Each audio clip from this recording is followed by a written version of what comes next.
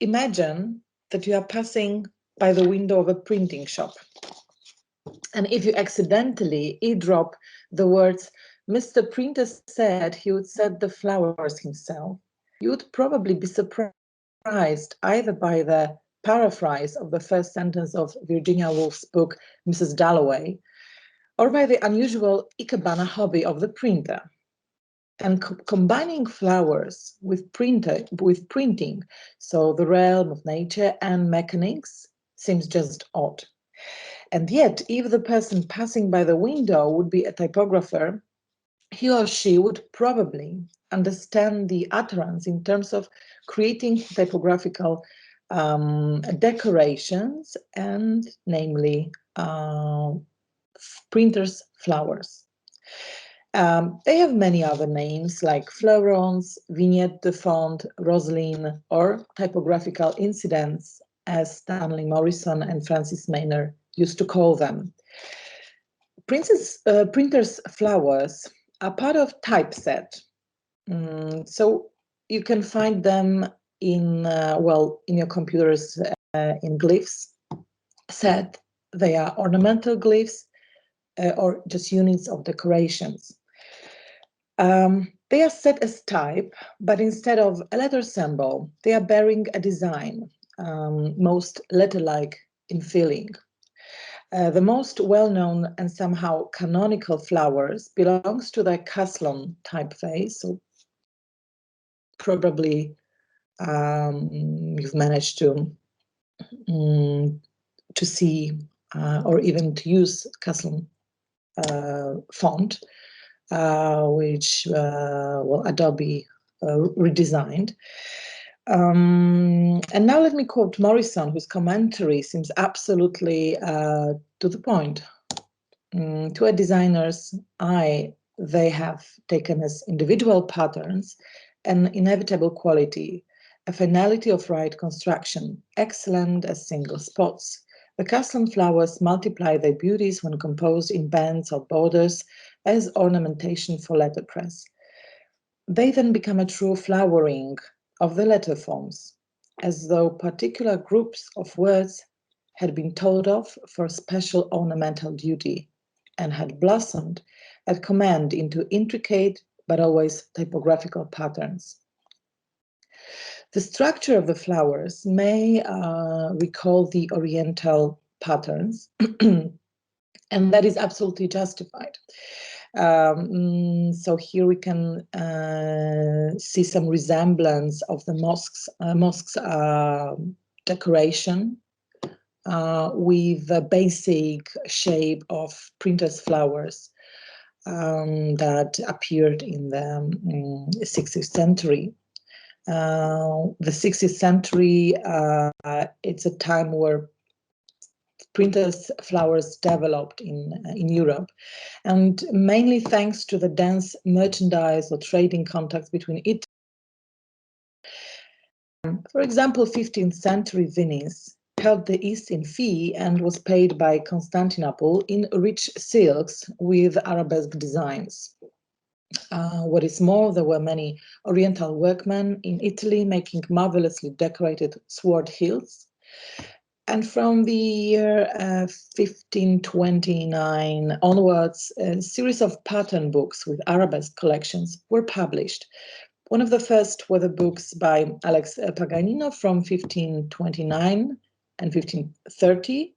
So these were two books, and the latter titled La Fleur de la Science de Pourtracture is of great importance, and it is said that this very book, in this very book, the Oriental fashion had its exclusive representation. It is interesting, however, that the arabesque pattern books were designed principally for lace workers. And here we have the first Lyon pattern book of this kind from 1550, which contains a number of splendid arabesque blades.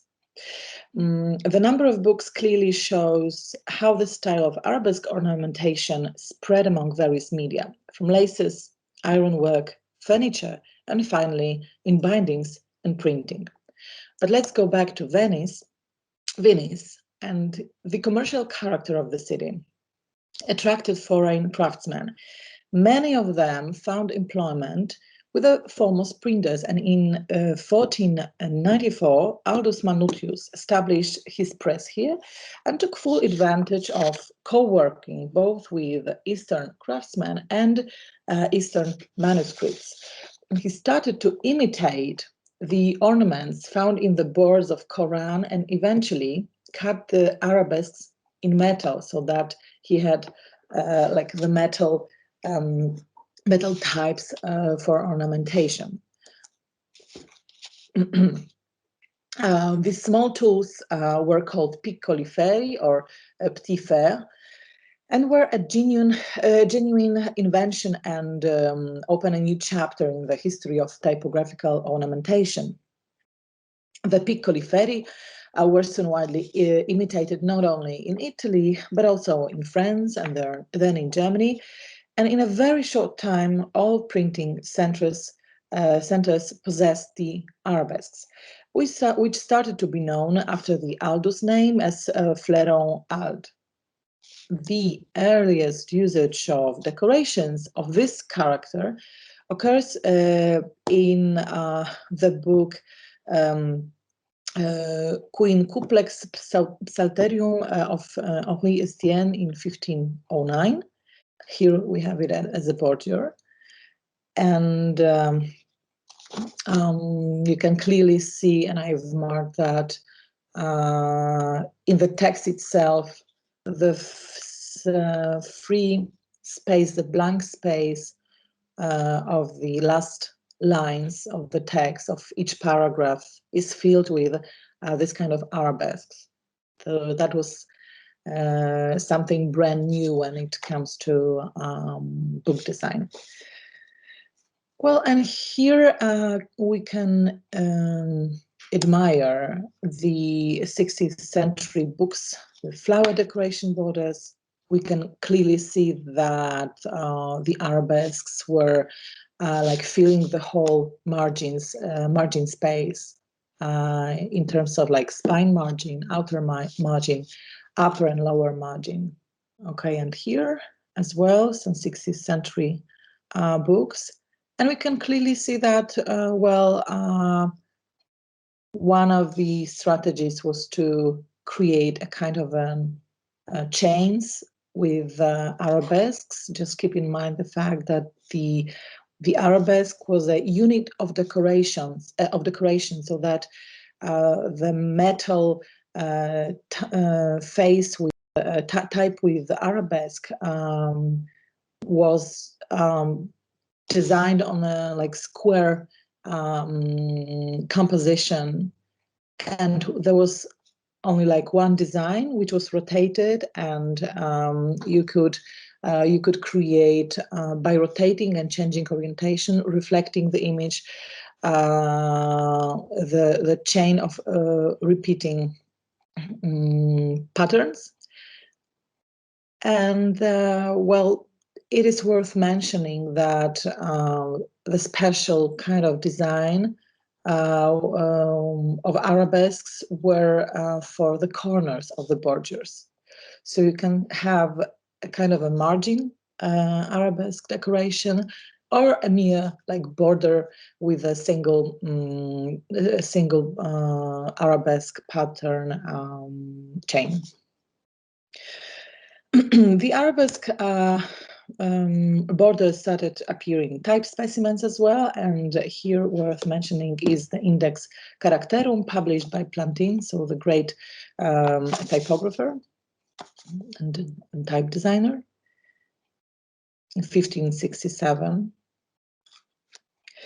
And it shows a variety of flowers, obviously related to the arabesques. By the end of the 18th century, the taste of flowers passed. Here we have the title pages, like finishing the heyday period of arabesques, and instead of me repeating one arabesque element, which was happening, for example, in this 16th century title pages, here we have the mix chain of arabesques. So the printers were taking advantage of the whole like playfulness of the shapes, creating well a variety of elements combined together. They are more like heterogeneous. There is no like one element repeated ad infinitum. And well, the revival of arabesque ornaments slowly took place in 19th century and resulted from, well, the Pompeian Herculanum excavations. So that is interesting that for the Victorians, it was a kind of a reference to like classical way of thinking. So that arabesque patterns became a kind of a benchmark of 19th century book covers. So instead of mixing different arabesques together, we have one border, and then inside that border, we have another story. And in the very center, the typography. Well, in the beginning of the 20th century, there are, well, beautiful examples of Inselverlag,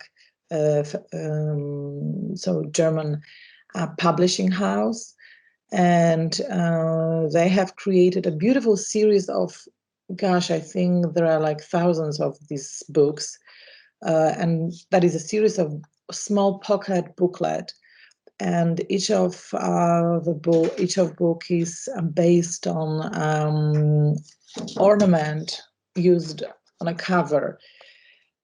So the ornaments are really well, various, and we have well, delicate drawings, some Victorian patterns, but as well some iconic images as well combined together. That is well, great fun to just skim through all this well, the variety, the myriads of book covers. So they create a kind of a series, as you may see. And this Victorian way of thinking, way of using arabesques is something that, well, the contemporary designer Jessica Hische is referring to. And look, that she's not only like creating the single pattern chain, which creates a kind of a border around the typography, but we have also some elements of arabesque filling the blank space between the, well, in the typography itself, between the lines of text, words, and sometimes letters. Here, Lolita book cover. This book cover is particularly interesting because we can see some of the reference to the very beginning of arabesques in the well, lace industry, and meanwhile the arabesques are creating lettering itself. So absolutely with design. Hope you share my enthusiasm for that book cover as well. These two covers are more close to what was happening in Victorian covers. So here we have, well, the typography with flourishing added. So I hope that this book cover should somehow pop in your minds the basic flourishing strokes that we were dealing with on day one of our workshop. And meanwhile, there is a kind of floral elements like evenly distributed on the page. Here we have clearly a quote of the Victorian arabesque borders, but look that they are used in a totally different way. I mean, they are deformed by the perspective, so that we had a feeling that we are looking from the bird's view at the to the room. So we have a feeling of the depth, the perspective. Absolutely, well, new way of using using arabesques, Victorian arabesques. And that is the Penguin series. And I would like to just stress the word series in here. All the book covers for classic, the canonical titles. So the design is based on the first letter of the author's surname. And the all flourishing and arabesques are somehow organically connected with the initial itself. It's interesting that Jessica Hische is using arabesques to somehow create iconic signs. So that, look at letter A, we have, of course, some S curves, but the S curves are also, well, the visual opportunity to introduce peacock's feathers somehow. Some more flourishing, overlapping the letter itself, some arabesques. You can mix, look at the Charles Dickens cover.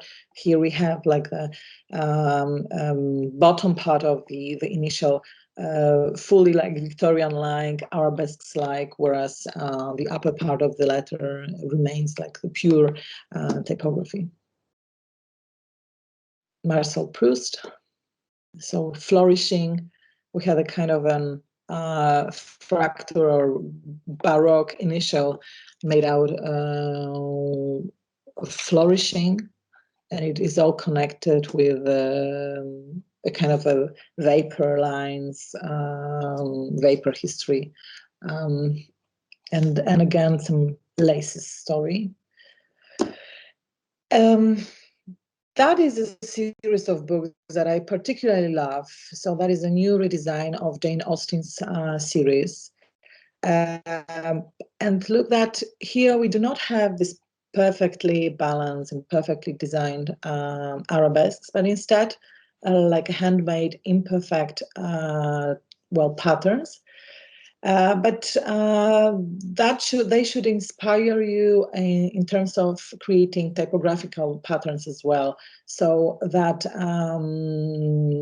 instead of creating perfect flourishing and using like fonts to create patterns, you may also like draw or even paint the letters, even with your the other hand that you normally use for writing, just to explore story. But I hope that you love these booklets as well, and they will somehow inspire you. Here we have the Polish publishing house Znak, and they have creating the series of 50 books for the 15th anniversary. And the idea here is to use well, the arabesque or the typographical patterns on the spine margin of the cover, and eventually on the spine of the book itself. So whereas on Dostoevsky's cover we can see this Aldous fleuron, so the leaf of Aldous as a pattern. In case of Fitzgerald book cover, The Great Gatsby, we can see the chain of repeated just mere letter V or W, probably that is W because it's Polish translation. And here again, Joyce, we have in this arabesques the abstract sign and arrow, but in case of goggles, we have, well, the letter K repeated together. We have the chain of single letter K. which somehow has a feeling of the vibe of like Cyrillic lettering as well. So that may be inspiring for you, that by repeating and changing the orientation of the letter, you may somehow create a kind of a reference to other scripts, writing scripts that belongs to the cultural background of the author of the book. All right, another book series. Well, it is very consistent. Although, here we have iconic signs, so a kind of an illustration, right? Creating patterns. But let's assume that instead of iconic signs, instead of the drawings, illustration, you have letters. So probably they should somehow create quite a nice inspiration as well. All right, and now final assignment. And here, your task would be to design a series of book covers. All right, so they should somehow be consistent, based on type, ornament, and letter patterns. And try to pick up 3 titles. We have, I have created the list of 15 books. If you have any other ideas, I may be open for discussion. Maybe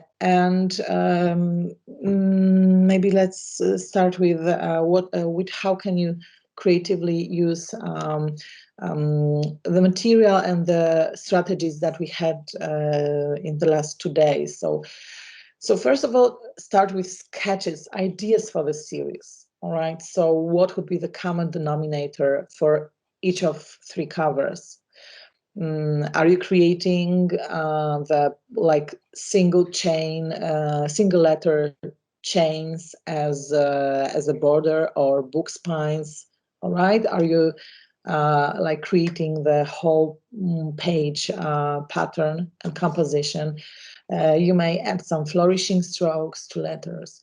You can create the single letter patterns. So that is something that you have already experienced.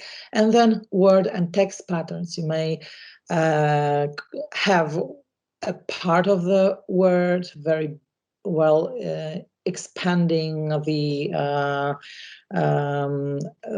page of the cover, so that to create illegible solutions. You may have create infinite patterns, just as Lotta Kuhnhorn showed us. All right, and now we've got the titles. Okay, so that is the end of the lecture. Thank you so much.